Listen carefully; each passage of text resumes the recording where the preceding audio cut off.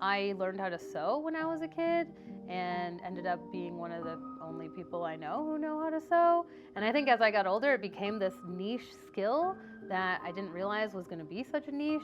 And it kind of just, it became the path I ended up down. My name's Alicia Renner, and I own Howl Goods and Mud Lake Studios in Bend, Oregon. I design and make apparel and leather goods. Everything is based on using natural fibers and organic local fibers as much as I can.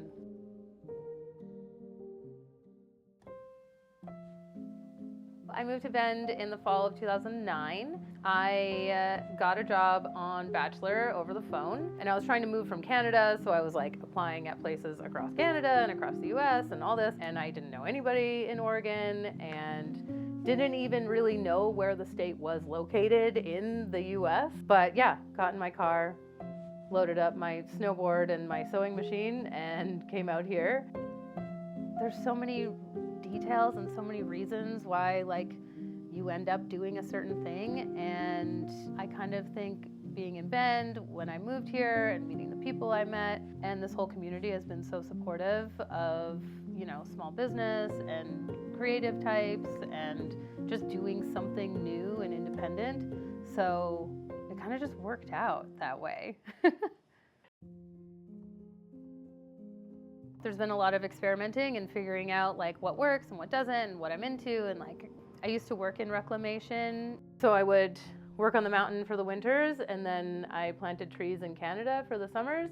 It made me understand how the petroleum industry works and how all synthetic fibers are made out of petroleum.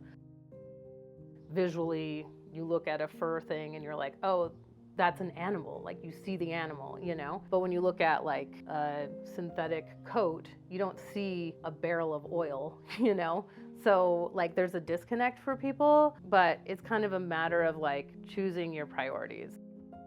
You could throw away any of my product and it'll eventually decompose and, support life instead of sitting in the woods for hundreds of years.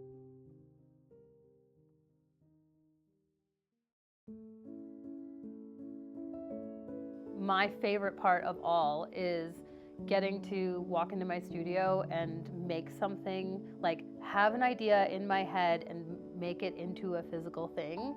That's the most satisfying thing ever. And I think one of my fears in life is not having time to execute all the ideas, So anytime that I can come in and make something and use the inspiration to create the thing, I feel so grateful and so lucky to be able to do that.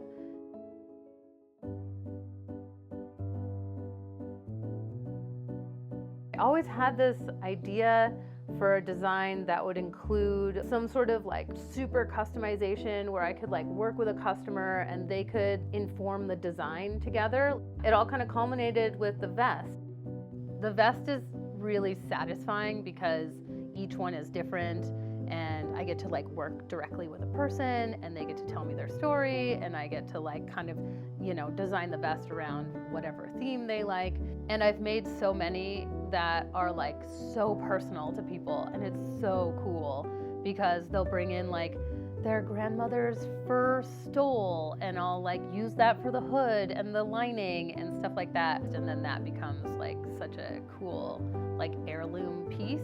And that was definitely a huge inspiration behind making the vest, was making something that could be handed down to your children someday, or just something that could be your power piece. And bringing that whole thing together is just so fun every time.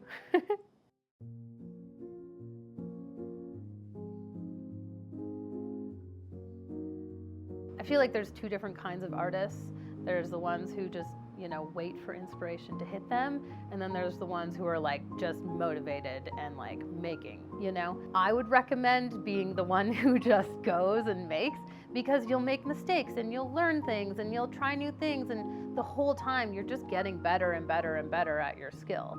So even if you're, not finding what your vibe is or whatever, you're experimenting with different themes, like keep going, because eventually you will land on some detail or like some aspect of your work that you're like, oh, I love doing this.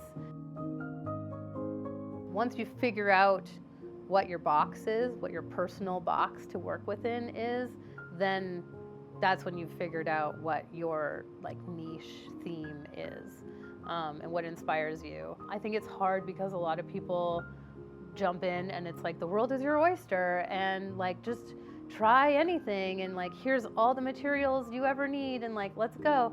But working within that box, that's where creativity comes from, you know? And once you figure out what your like ingredients are, then that's when you start to hone in on what your vibe is. And it helps. So just keep going.